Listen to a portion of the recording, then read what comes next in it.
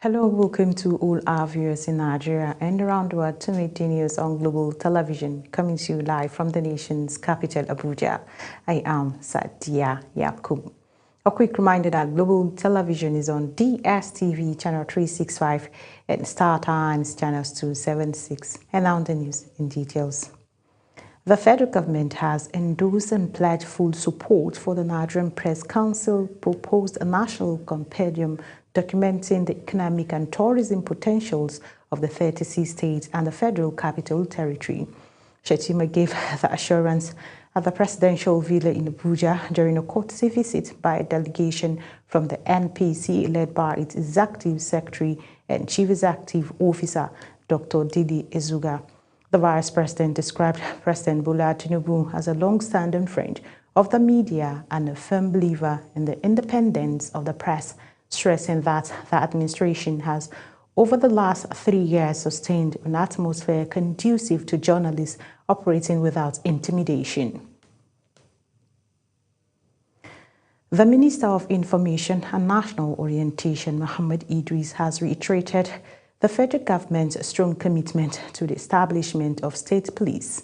The minister made this known at a strategic meeting with the Center for Crisis Communication, led by the chairman, Major General Chris Olukolade, retired, at the ministry's headquarters in Abuja. Our correspondent has more. Minister of Information and National Orientation, Mohammed Idris, says decentralized policing has become imperative in addressing Nigerians' evolving security challenges. Idris further explained that strengthening the country's internal security structure must go hand in hand with strengthening national communication systems, particularly in an era where crises are shaped not only by events, but also by the rapid spread of information. He added that digital innovation is therefore central to timely, accurate and coordinated communication, especially during moments of national importance. In your attempt to spread information, you also have to know that the person consuming that information also has right over it.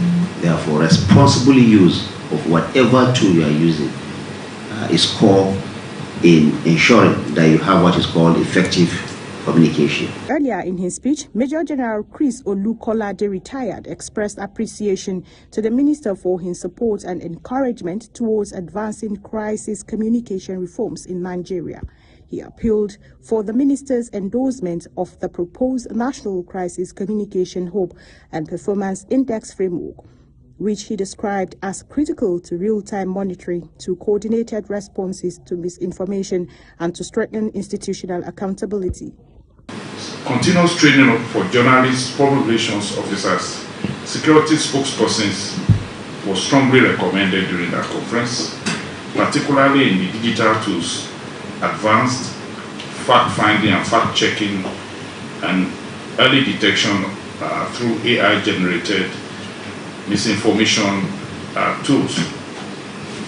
So strengthening media literacy was identified as essential to combating misinformation and safeguarding public trust. With growing insecurity demands and rising complexity of threats, Nigerians' shift towards state policing may not longer be optional, but inevitable.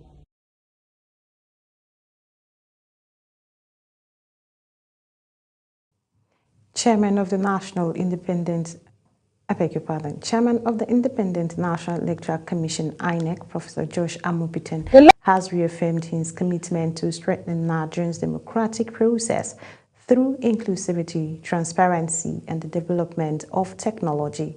The chairman gave the assurance while receiving the United Nations Resident and Humanitarian Coordinator to Nigeria, Muhammad Fall, and the resident representative of the United Nations Development Programme, UNDP, to Nigeria, Elsie Atafwa, during the courtesy visit to the Commission's headquarters in Abuja. Meanwhile, the Independent National Electoral Commission has approved and issued a revised timetable and schedule of activities for the 2027 general elections following the enactment of the Electoral Act 2026. The Commission says the adjustment was necessary to align with the statutory timelines introduced under the revised law. Under the new arrangement, the Presidential and National Assembly elections will now hold on Saturday, 16th January 2027, while the governorship and state houses of assembly elections are scheduled for Saturday since February 2027. The Commission further stated that the party primaries, including the resolution of disputes arising from them, will run from 23rd April to 30th May 2026. Campaigns for the Presidential and National Assembly elections will commence on 19th August 2026, while campaigns for governorship and state houses of assembly election will begin on 9th September 2026. The Benue State government has launched a comprehensive peace and recognition strategic plan, calling on stakeholders to adopt community-driven initiatives to promote peace, social cohesion, and the security of lives and properties. The unveiling took place at the Benue Peace Summit held at Government House, Makurdi. Our correspondent Felicity Nderi reports.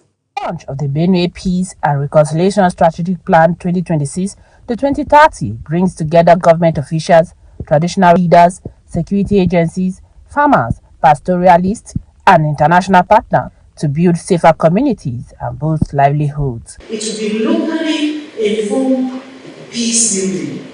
It will no longer be we take from abroad and bring to the state. Governor Hyacinth Alia, represented by his deputy, Sam Ode, described the strategic plan as a product of wide consultations across critical sectors of society. At the heart of this strategic plan is a bold, achievable vision.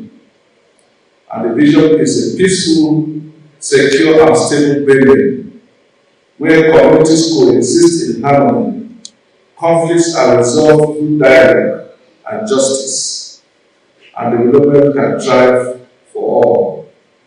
Minister of Livestock Development, Idi Maiha, praised the initiative and assured federal government support, while a representative of the Chief of Defense Staff, Major General Moses Gara, called for continued stakeholders' collaboration to tackle insecurity. One important factor we need to understand in this country, and that has to be a central pillar of our national security agenda, is the issue of idle and disillusioned youth.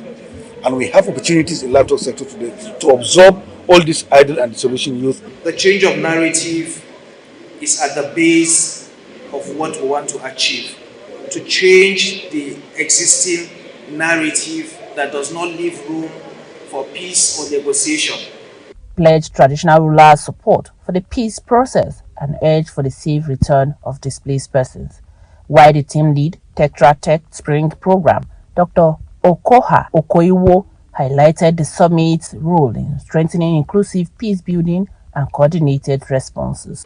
To us, the parameter and the measure that we have peace has returned to Benue is when all these IDP camps are closed down. They are not part of Benue culture. We are supporting a number of initiatives to ensure that farming systems improve, farming systems become climate smart, and that farmers and pastoralists work more collaboratively and in an integrated process. With the unveiling of the strategic plan, stakeholders say the task now shifts from planning to implementation as Benue charts a new course towards lasting peace and stability. In Makurdi, Felicity Ndere, reporting for Global Television News. The Senate Committee on Finance has issued a warrant of arrest against the Registrar General of the Corporate Affairs Commission, CAC, Hussaini Ishaq Magaji, over his alleged repeated refusal to honor invitations to appear before the committee. The warrant was issued during a budget defense session involving the Federal Ministry of Finance and its agencies. Chairman of the Senate Committee on Finance, Senator Sani Musa, accused the CAC boast of serial disregarding legislative summons and failing to account for issues relating to the Commission's revenue. Concern is mounting in Nigeria's political space ahead of the 2027 elections following allegations of an assassination attempt on former Labour Party presidential candidate Peter Obi, a member of the House of Representatives on the platform of the African Democratic Congress, Peter Uzokwe, has called for an immediate investigation against the militarization of politics. National Assembly correspondent Aniti Patrick reports. As political activities gradually intensify ahead of 2027, fresh tensions have emerged over alleged threats to opposition figures. A lawmaker of the African Democratic Congress, Peter Uzokwe, has called on the Acting Inspector General of Police and other security agencies to investigate what he described as an assassination attempt on former presidential candidate Peter Obi. The lawmaker insists Nigeria must not return to an era of political violence. When Peter Obi went to Edo State last year, you had the governor. Did you hear the governor? That he cannot guarantee the security of Peter Obi. Did you hear it? Yes. He made that statement in a national television that if Peter Obi comes to Edo State without telling him, whatever he sees, he takes. He also called on the governor of Edo State, Monday Okpebolo, as chief security officer of the state to ensure the safety of all political actors, regardless of party affiliation. The lawmaker also demanded for a transparent and independent investigation into the issue with a view to identify and prosecute anyone found culpable. While emphasizing that security is the primary responsibility of government at all levels, the lawmaker urged Nigerians to remain calm but vigilant, stressing that democracy must be protected. From the National Assembly, Aniti Patrick, reporting for Global TV News. The National Universities Commission, NUC, has raised concern over the growing misuse and discriminate conferment of honorary doctorate degrees by Nigerian universities, warning that sanctions will be imposed on institutions and individuals that violate its regulations. In a statement, the Commission announced a comprehensive 16-point guideline regulating the award and proper use of honorary doctorates. NUC noted that the framework is grounded in the Education Act, National Minimum Standards and Establishment of Institutions, CAP E3, laws of the Federation of Nigeria in 2024, as well as the Commission's statutory mandates. Away from that story, Kebbi State Governor Nasir Idris has paid a condolence visit to residents of that Nkowa in Mayama local government area in Kebbi State following the recent attack that claimed the lives of worshippers during Isha and Tarawih prayers. The visit comes after the Kebbi State Police Command confirmed the killing of 5 worshippers in the mosque attack. Speaking during the visit, the governor described the incident as barbaric and unacceptable act, expressing sympathy to the families of the victims, the Nkowa community and the people of Mayama local government. Minister of the Federal Capital Territory, Nyesom Wike, has described the death of Senator Barnard Mpigi as a painful loss to Rivers State and the nation. Wike spoke in London during a condolence visit to the family of the late lawmaker. Kabir Hassan reports. Late Senator, who represented Rivers South-East Senatorial District, died last week at the age of 64 after a brief illness. Leading a delegation of Rivers political leaders, the minister condoled with the widow and children of the deceased, describing the late Piggy as a dependable ally and a strong pillar in the state political landscape. Thick and thin. It's very, very unfortunate that this is the period we really needed the husband to be around. Know that Barry is no longer with us.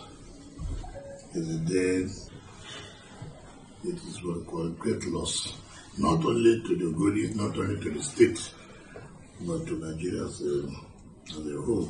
Responding on behalf of the family, the widow expressed appreciation for the visit and support shown by the delegation. Barry is better. It's no well. I'm still expecting him, truly. Truly, I'm still expecting a very big kettle because this was not what we discussed. Come to terms with us. Maybe when I see him lower down, I will No, that's over.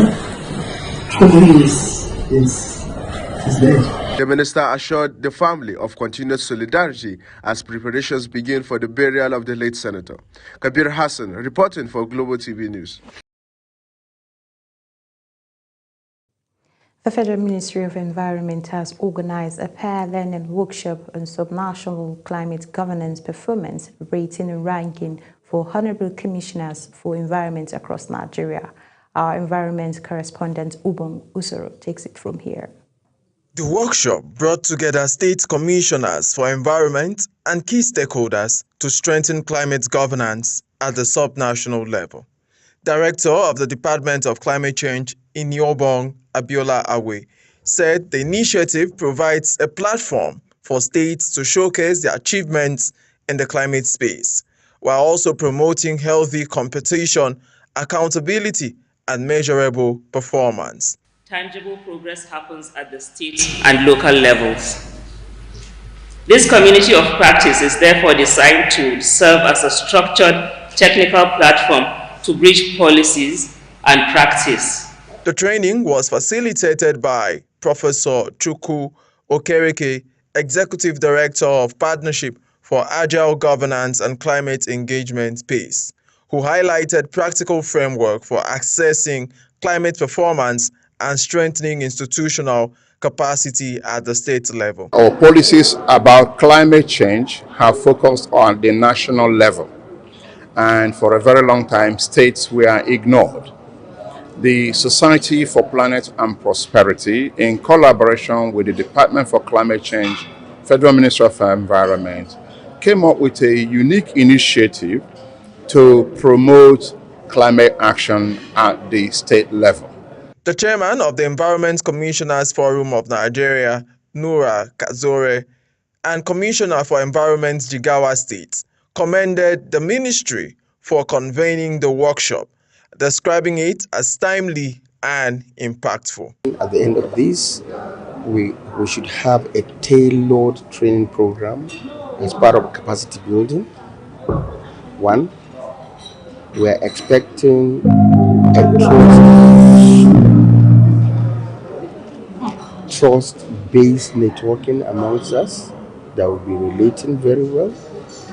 And then we are going to ensure that we adopt and implement all climate action measures. The event also featured technical presentation, peer review sessions aimed at improving climate governance performance nationwide. Ubong Usoro for Global Television News. The International Human Rights Commission Relief Trust Fund Nigerian has called on the Police Service Commission and the Nigerian Police Force to reschedule the recruitment screening for 50,000 police constables currently slated to begin on 9th March 2026. In a statement signed on Friday by the country director, Ambassador Abdullahi Bakuji Adam, the organization said the current date coincides with the holy month of Ramadan, a period of fasting and religious observance for many Muslim applicants. The group warned that the physical demanding screening could place candidates at a disadvantage. You're watching the live broadcast of Midday News. Midday News continues after the weather forecast, plus business, foreign and sports stories on the other side of this break. Please stay with us. Thank you for joining us. Now, in the past few days, dust haze has significantly reduced visibility in the north and some sections of the north-central region. The good news is that visibility has improved slightly. However, fresh dust is still being transported into the country from the source region. And with that, areas like Katsina, Kano, Yobe, Jigawa, parts of Bauchi, and Niger State should expect moderate dust haze with visibility in the range of 2 to 5 kilometers. Other parts of the north and north-central conditions will be slightly dusty, not as intense as these areas. Down south, the inland cities will experience a hazy atmosphere with some cloud cover. But as the day progresses, this cloud buildup is expected to increase, and there is a good chance of thunderstorms in parts of Lagos, Ondo, Ogun, Edo, Bayelsa, Delta, Rivers, Cross River, and Akwa Ibom states. With the dust particles in suspension in the atmosphere, Our airline operators are encouraged to visit our eFlight folder portal for the latest weather updates. And if you're sensitive to dust particles, please take necessary precaution. I am Theodora Itum. Thank you for watching.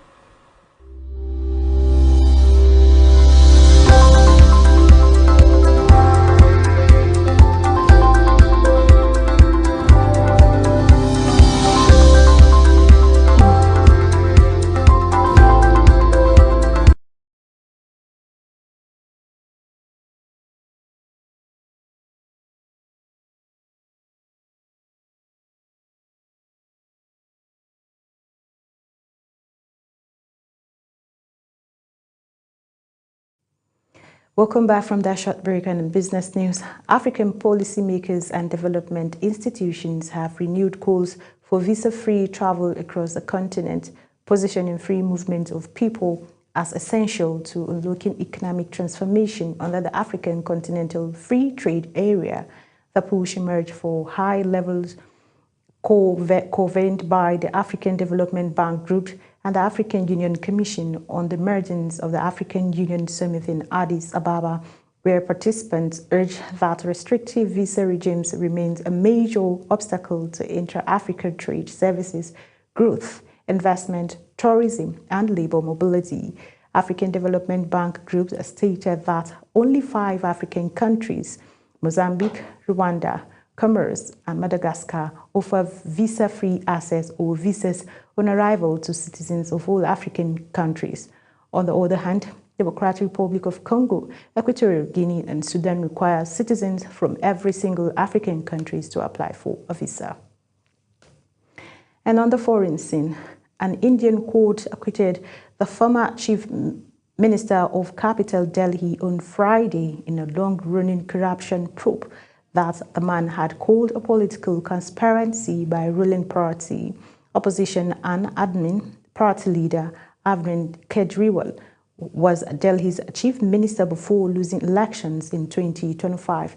In the midst of the judicial proceedings, Kejriwal, 57, who spent several months in jail after he was arrested in March 2024 on accusations that his administration received kickbacks from the liquor licenses, wept as he left. Australian former Prime Minister Malcolm Turnbull says ditching the British monarch is more important than ever. In an interview, Turnbull insisted that voters would likely back a head of state elected by its parliament, while criticizing a trilateral security partnership between Australia and United Kingdom and United States. Uyi Agbomofwegbe reports.